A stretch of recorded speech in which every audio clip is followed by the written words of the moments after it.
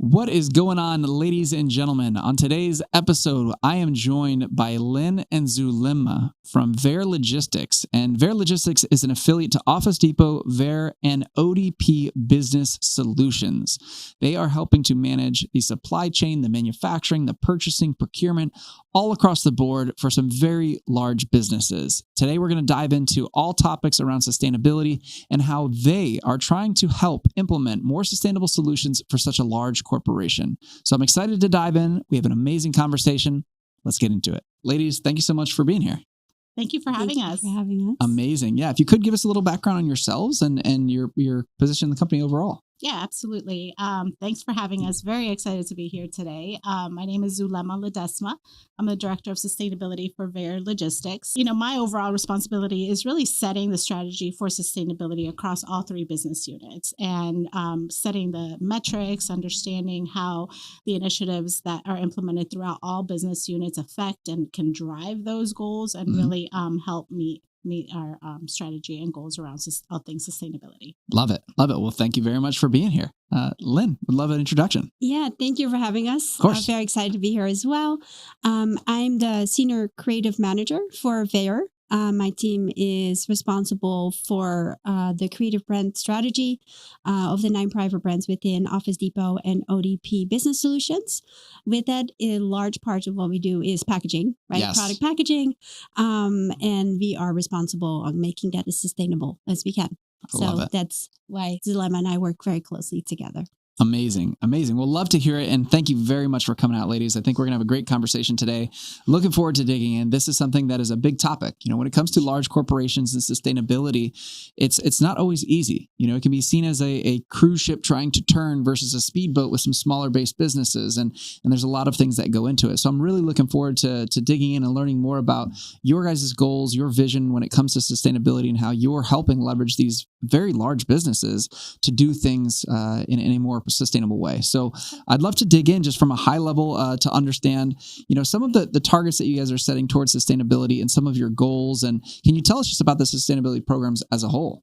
Yeah, absolutely. So I think we're in a very unique position as a company because we have a lot of we're in the middle of the supply chain, right? Sure. So we can really influence our supplier base and we can also really help our customers achieve their goals Yep. and their lifestyle preferences. So it makes us unique and it makes us be able to have a bigger impact when we really focus on any initiative. Sure. And so really, for us to set goals and set strategy, we need to really understand what is material to our business.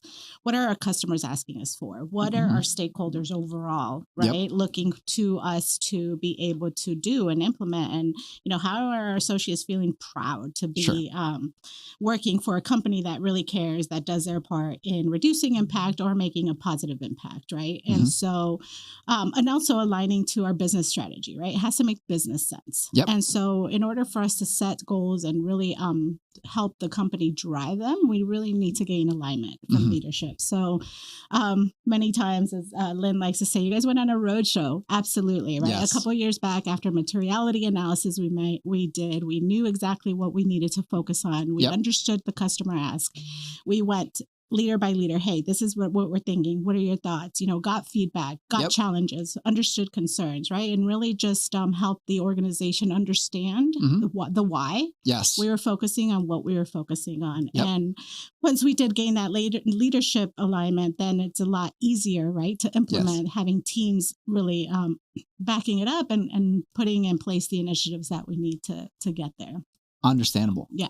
Understandable. And I completely understand, getting buy-in from senior level leadership and really helping to get each individual to understand your goals and what you're trying to accomplish. Because I was just recently at a Green Biz conference, and that's exactly what they were talking about, is getting individual buy-in. So like maybe before you're going to a large presentation or a large proposal in terms of something that you want to do in regards to sustainability, it's very important to be able to connect with each individual to understand how they're kind of processing that information and do they truly understand what you're trying to do, because sometimes that was discussed, is that a lot of the times in the field of sustainability, people come up with a presentation and obviously in a boardroom setting or in a basically an executive decision making process, it really comes down to the numbers. Does it make financial sense? What are we doing here? Absolutely. And so having that opportunity, like you mentioned, to meet with different individuals and really talk about what the goal is and what you're trying to accomplish is very critical. So I think that's a great topic. And for all our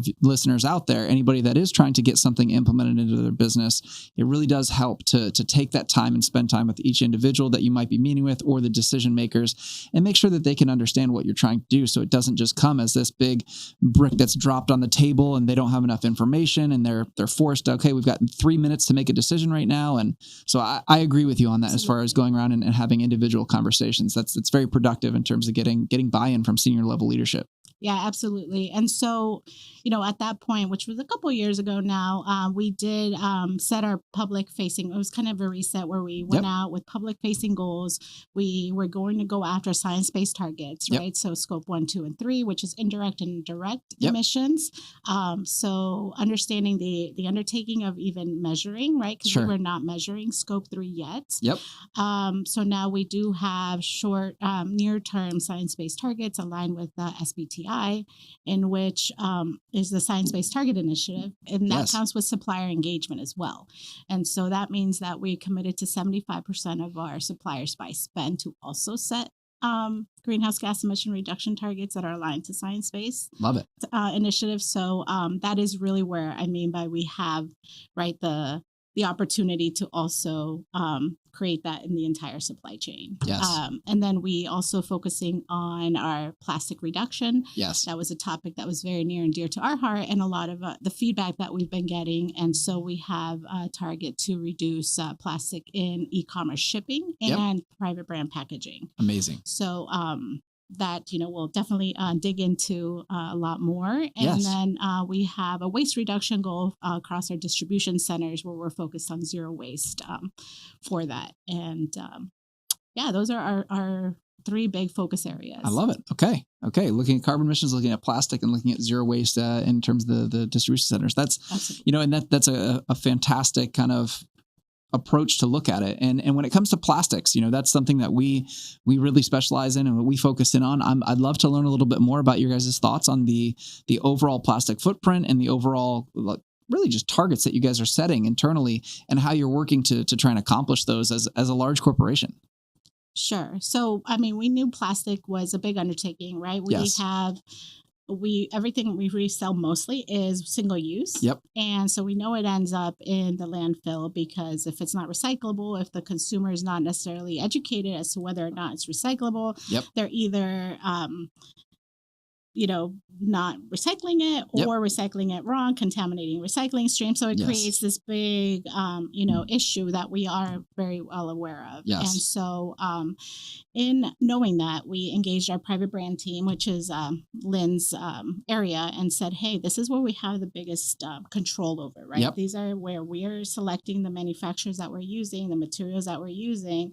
Let's really focus on this as a starting point and see how we can affect that. And so we've, identified the biggest categories, where the biggest impact was, what is, more of a shorter term, bigger, like quick win, what's, longer term, where we really need to set a roadmap on, and understanding what we needed to get to the ultimate goal, and setting, shorter goals between here and 2027, right? Making sure we were hitting it to ensure that we were not in 26 and saying, oh, wow, we're behind. Has been really helpful. And I know that is a big topic that a lot of people are talking through nowadays, is that, the targets have been like a tough conversation, because a lot of the times that there's been a lot of businesses that have gotten up to that, 1 or 2 years prior to the target that they initially set, and realizing, oh man, we are way off here. And so, when you look at some of these smaller wins that you guys have experienced, and smaller wins that you're going for, I'm curious to hear in terms of plastic, where do you see the largest volumes that you're that are being used throughout the business, and what's your vision on how you guys would be able to potentially cut down or find sustainable alternatives, or just really look at what you're utilizing in the first place? Yeah, I think when we learned about the initiative, just going back a little bit, right?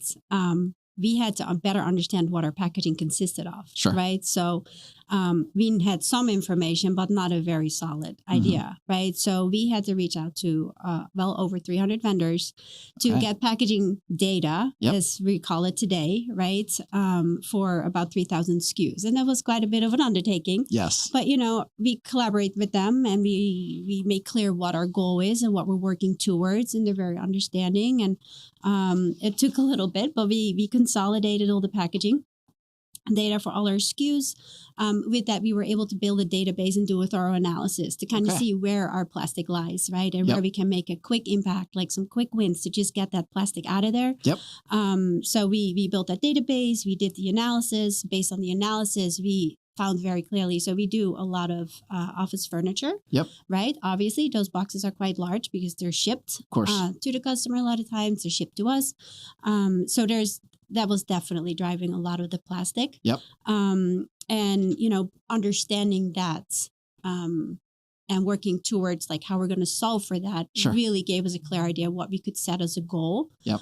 Something that we could reach and accommodate. Obviously, there is many factors we take into consideration changing our packaging, right? Protecting the product is one of them. We don't want it to cause back and forth shipping and things like that. Yes. So, that's kind of how we went about it from the start. Got it. To get that understanding in place. Okay, so basically taking kind of an inventory, an audit, a footprint analysis, just really understanding where the packaging is, looking at what you could do and experience for these quick wins, also while maintaining that level of customer service and I guess product delivery that customers come to expect, so that there isn't any damages during shipping, it doesn't arrive scratched or any potential issues that they're having with the materials, but also trying to reduce that footprint as much as possible. Correct. Okay, so those are low-hanging fruits for you guys. Yes. Got it. Yeah, we found them. Yes, maybe not low-hanging fruits, but that's what you're trying to target and that's what you're trying to go after. Yes, in the beginning. And then obviously, right, because the initiative came to life and we were very excited to work on it, we wanted to reduce plastic quickly. Yeah. And that's kind of where we look for the quick wins first. And then now we're looking at the more complex areas, still reducing plastic. Right? Got it. And may I add, I know Lynn said, we did the analysis to see what we can reach. So when they came back to our team saying, hey, this is what we're comfortable with, we tripled that and said, how about this? Okay. Right? Because we really wanted to be aggressive. We knew what we can do, but really what else can we do? Can we really push on this? And so we finally settled on the goal that made them a little bit uncomfortable. Sure. They're blowing it out of the park because of the challenges, because now they're understanding the data and where those opportunities lie was, really helpful. And are those goals to reduce certain levels of packaging within the end SKUs that you're sending to consumers? Is it in the shipping large packages overall that are moving around, getting to different stores, different locations? Like, what for you do you think is the line share of the reduction that you're trying to accomplish right now for the most part? Yeah. So from an e-commerce shipping perspective, let's start there. We are, whatever a customer is ordering when they go to OfficeDepot.com or ODP Business Solutions, they're receiving 20% less plastic packaging. Okay. Whether it's through less air pillows, the packaging is right size where they don't, if they need pillows, maybe it's more paper-based or a different material. We also have a greener office delivery program for our ODP Business Solutions customers where the driver drops off a paper bag that's recyclable with the product and takes back a reusable tote. Okay. So we eliminate the cardboard and the pillows altogether. So we're really helping to promote that program so it can help us reach those goals. So that's amazing. And that's very visual, right? So that's where customers can see the difference when they're getting their products. And if it's a customer that really cares or that's passionate, and even one that's not, they start noticing what the company is doing to eliminate those materials. Understandable. Yeah. And then from a packaging perspective, we are looking at the overall packaging that a customer will actually receive. Yes. Okay? So it's hard for us to control what the customer does when the packaging gets to their house, right? So that's where we try to make it as easy as possible and as effective as possible. The we call them master cartons, right? The things that ship to stores or to the DC, to the warehouse, that's managed, right? We have that program in place there to manage the packaging very well. But we don't have control of what the customer does. So that's Sure. where we want to affect it the most. Yeah. And one of the things I did want to mention with our goal, right? We have that 20% of plastic reduction. So it is absolute. So Okay. removing 20% of the plastic from packaging versus going from virgin plastic to recycled plastic, Yep. right? So that's a big difference. For sure. Because, I would like to say it's easier to find recycled plastic alternatives versus eliminating it altogether and finding Agreed. completely different materials, redesigning the packaging so that it fits the criteria of look, feel, quality, and passes all the checks. Yes. From Understandable. Yeah. Understandable. And you mentioned as far as, the deliverability of the recycled packaging and there's the messaging when it comes to consumers. I'm curious on how you guys are communicating with customers about recycling their packaging materials and how do you feel about communicating to customers and the role that plays with the overall handling of these plastics. What's your guys' view on that? Yeah, so we talked a little bit about how recycling rates were really low. Customers just are confused. Yeah. Recycling depends on where you live, what city, municipality. There's different rules. There's different services that are provided. And so we have partnered with How to Recycle. Okay. And so we do have also a pretty aggressive goal of 100% of our private brand packaging to have a How to Recycle label. Okay. And so that is obviously where space allows. So if you're familiar with the How to Recycle label, it's quite big because there's a lot of detail that goes into the label with telling you this is made out of this. This is, recycled here, visit here to learn more. So there's a lot of information that needs to fit into the big footprint. Right, right. Yeah. And I mean, that's been quite an undertaking. Yeah. So my team is responsible for applying that our team. And How to Recycle, to just kind of explain maybe what that is for your listeners. It's a standardized labeling system that was initiated by the Sustainable Packaging Coalition. It started as a collaborative to make packaging better, easier to recycle and educate that customer because that's really where a lot of the issue lies, right?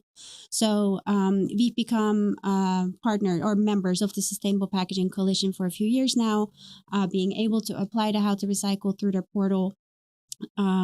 Again, it's a standardized labeling system that clearly explains how to either recycle or dispose of the packaging correctly. Yep.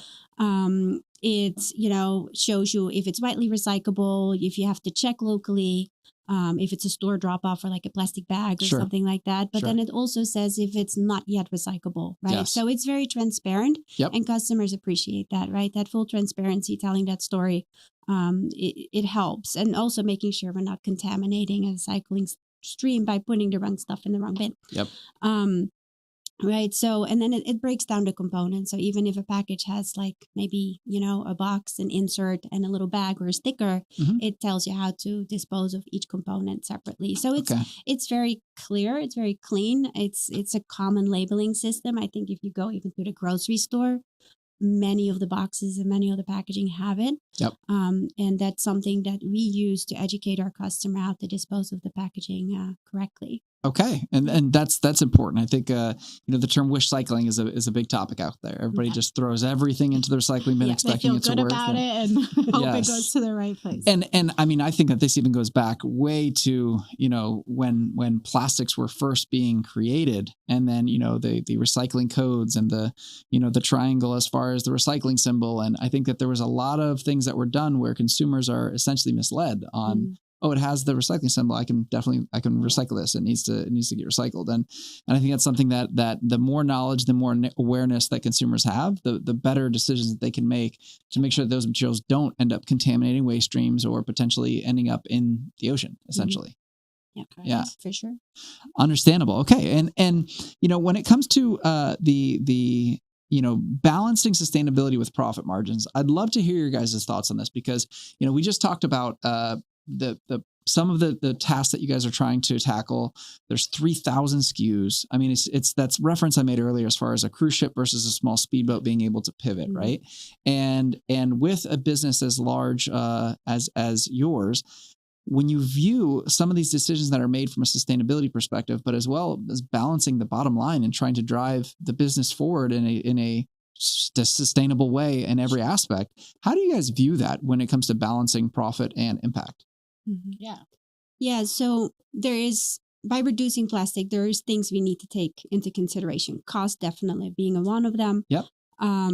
Performance, sustainability, end of life, right? That's all what we take into consideration when we source our packaging.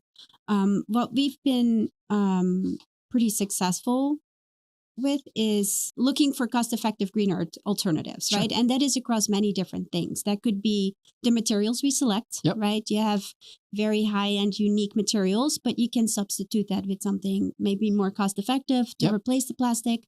And with that, we try to use common materials across a category or across a vendor, like however it's sourced, Sure. to drive the economies of scale of that material, which brings the cost down as well. Yes. And then another thing that we've been successful with too is pushing our vendors to use those materials across all their customers, right? So it's driving their economies of scale as well. And I think that's a pretty unique thing that we found during this whole process.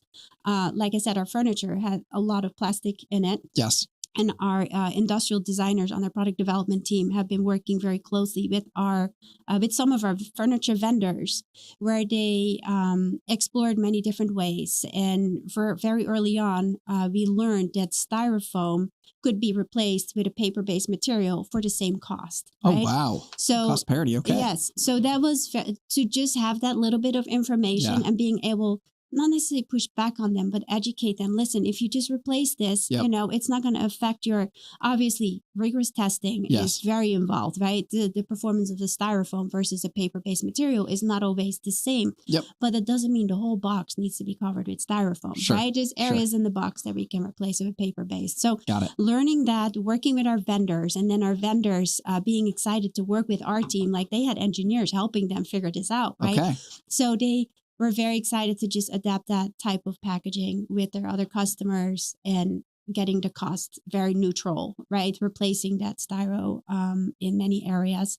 And we've been very successful with zero plastic furniture, which is, very significant and something Yes. we're very proud of. So there's quite a few SKUs now shipping with zero plastic. Even the tape is paper. The glues that are used are water-based. It's very impressive. So we are proud of that. It's something, I don't know with the how to recycle label, to be able to get the label, you have to submit your packaging data. Yep. Right. So obviously we have that now. So how to recycle label was somewhat, we had that available and we didn't have to backtrack. So that was helpful there.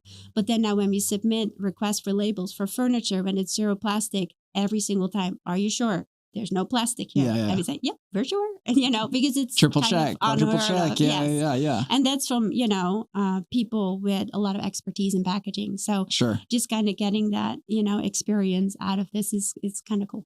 That's amazing. I love hearing that example of, replacing polystyrene with paper-based solutions and seeing that they could be even the same cost is incredible. I think that's one thing that, a lot of people assume, and just immediately, especially executive leadership, is sustainability. This is going to be way more expensive. Like, this is going to be very difficult to implement. Sure. So it's amazing when you can experience those wins, such as, switching out styrofoam for a paper-based solution.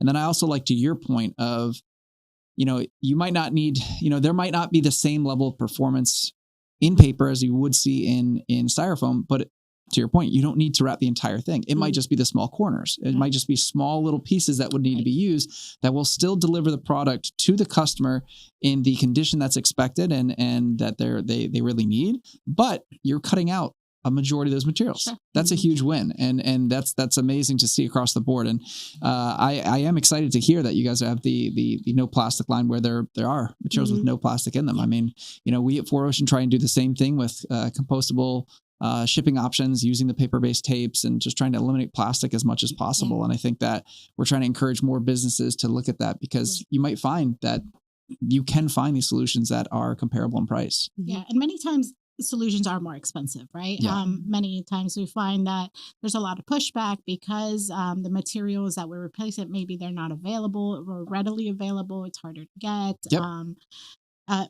And in those cases, that is where a plastic reduction component versus elimination, right? Yes. Is Yeah. where we can find that balance Yep. and be able to drive that, and also encourage more of that's socialized to other customers as well, so that they can, like Lynn said, achieve those economies of scale, right? Yes. We're all trying to solve for the same thing, and if we can make a difference not just in our packaging but others' packaging, then it's a win for everyone. That's a win. Yeah. And you just hit on something very important, is economies of scale. A lot of people ask about sustainability solutions and they just automatically assume it's going to be so expensive. There's no way that we'd be able to afford this. And so what we try and tell everyone is if we all start to vote with our dollar and we start to really make these conscious decisions in terms of the packaging that we're utilizing, if more brands are utilizing this, there will be more options that become available, more competition, and essentially economies of scale will be realized, and you can start to really get aggressive with those price points. And I think that's something that we're very excited to see, the kind of trend and the shift in the market where people are more conscious about what they're utilizing for their materials. Yeah, for sure. Yeah. Amazing. And so curious to learn a little bit more about, really the employee resource groups focused on sustainability initiatives. So tell me a little bit about that and how you guys are utilizing these, just across the organization. Sure. Yeah. So we have 10 employee resource groups. We call them associate resource groups. Okay. Throughout the organization that on various different topics, right? Mm-hmm. We have associates with disability resource group. We have So Much, which is a Hispanic led. We have women in leadership.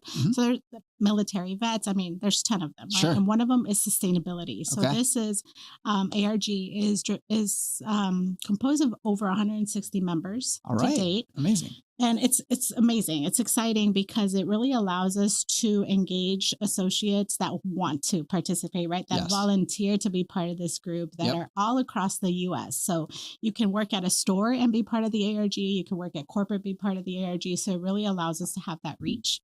We have our local economy, and our local associates are everywhere in the U.S., right? Because we have stores all over the place. So that's been a really neat opportunity for us to hear ideas, have, participation, really create awareness on sustainability issues, also use it to share our strategy, our goals. So everyone is aware and knows that we are driving towards all of these great initiatives.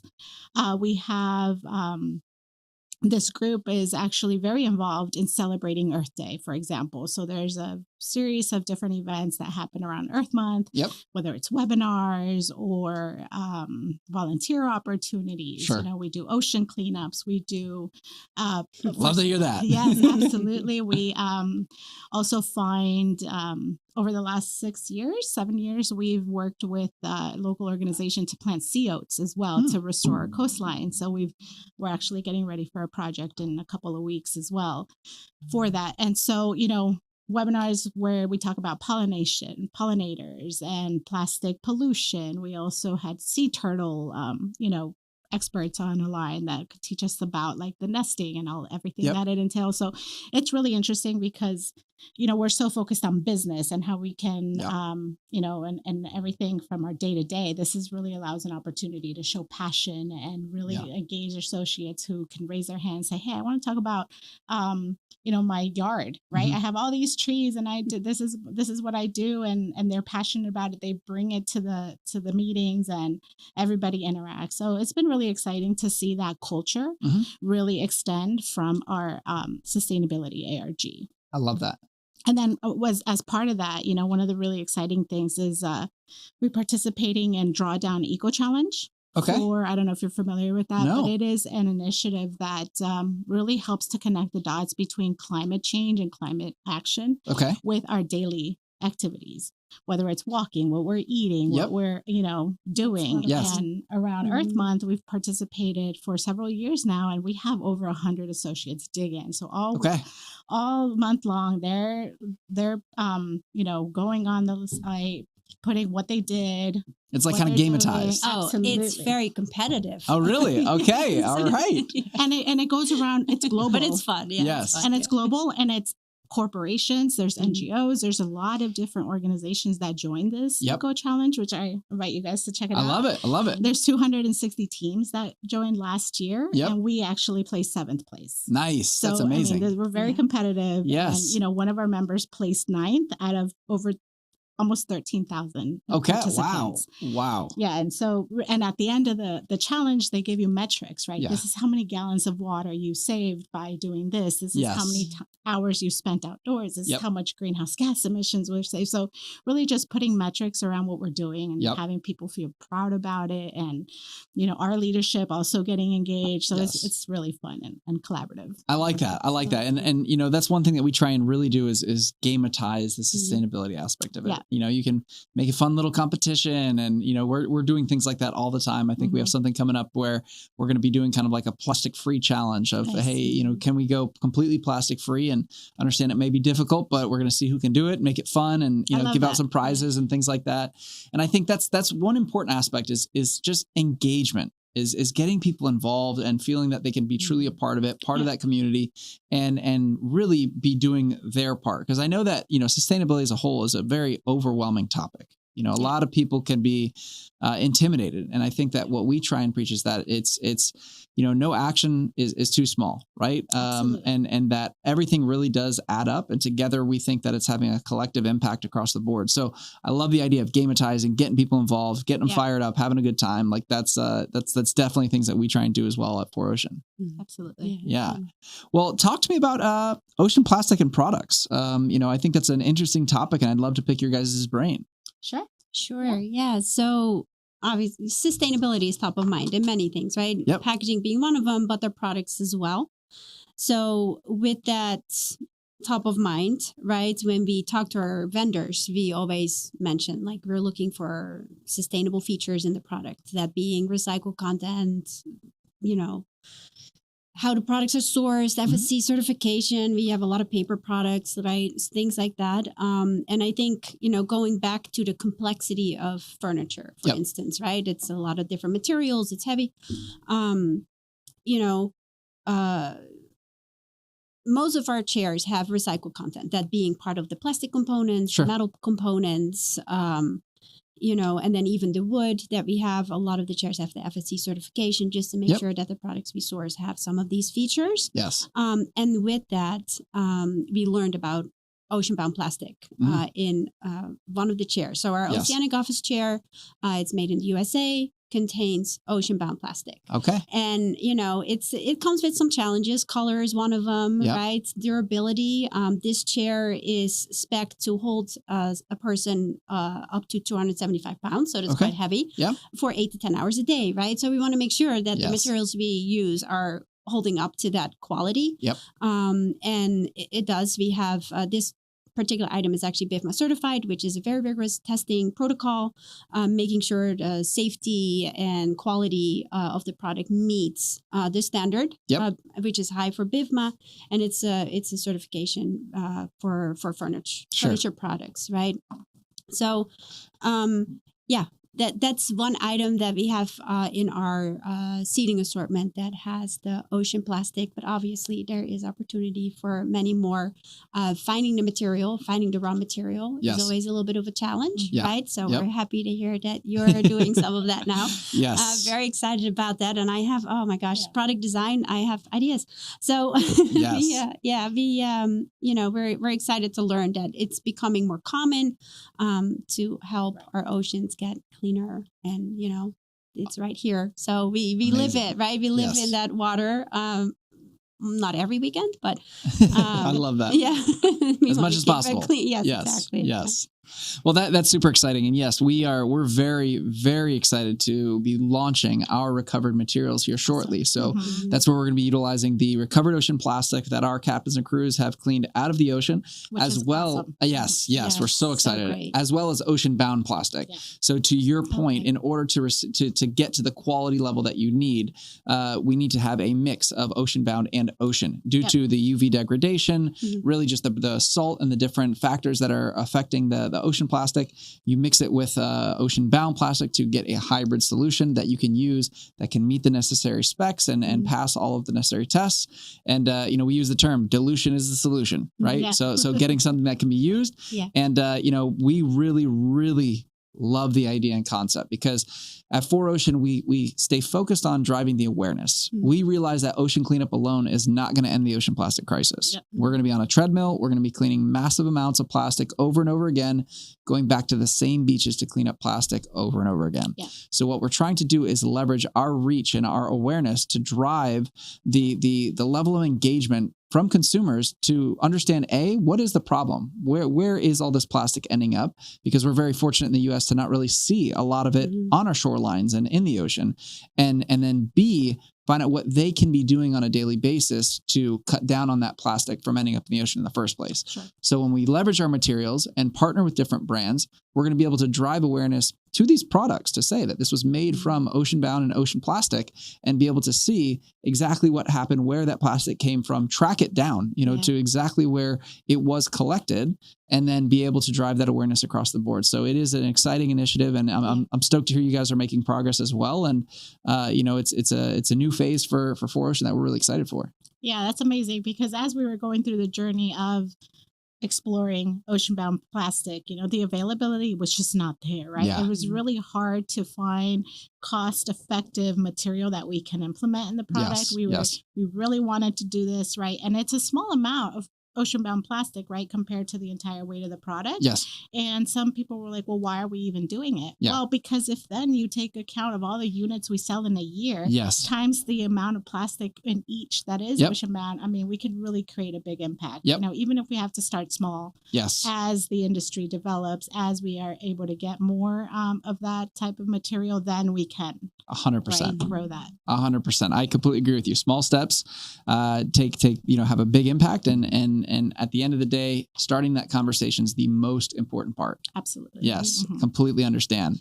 Well, if there's anything else that you guys would like to dig in, any topics that you'd like to cover? Yeah. Is there anything else?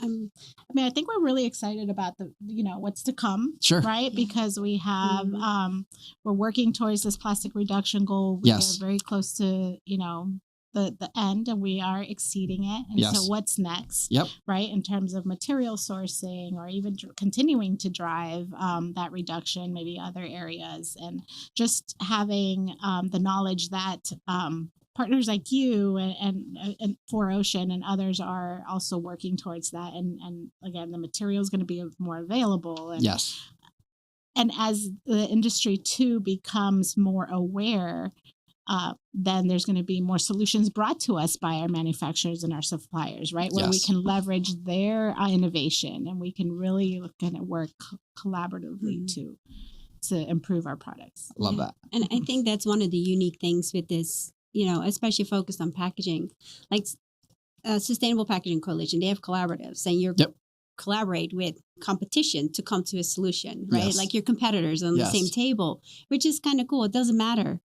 Everybody's just trying to learn and improve and educate. Yes. To make that, make that change. And I think that's something that's quite nice to be part of, I think collaboration is key. And just like you said, sometimes competitors will collaborate in this space. And, I've got to give Google an amazing, amazing shout out because they just did something incredible. They just re-engineered a ton of their packaging to be 100% plastic free.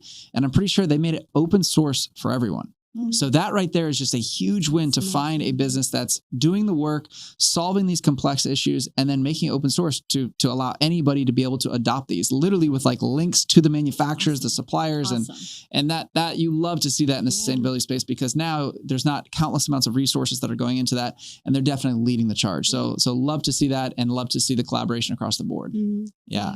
Good stuff. Amazing. Well, ladies, this has been incredible. I really appreciate you coming out and having a discussion, talking about sustainability. And if our listeners want to learn more, where would you guys send them? A website or any type of, if they wanted to visit? Yeah, absolutely. So there are 3 business units, right? Which we could do VeyerLogistics.com, OfficeDepot.com, or ODPBusiness.com. Okay.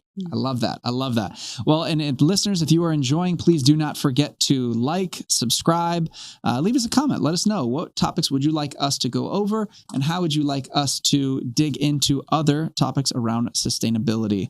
Until then, we're going to be cleaning the ocean. We'll be continue asking, can business save the planet? Thank you, ladies, so much for coming out. We appreciate it. Thanks you for for having having us. Amazing. us. All right, guys, that was a great conversation. Really enjoyed talking through the different aspects and what they could be doing to drive sustainability forward in large businesses. It's not easy, but they are doing everything they can to drive their initiatives forward. I hope you guys enjoyed this. We're really looking forward to it, and we'll see you next time. Have a good one.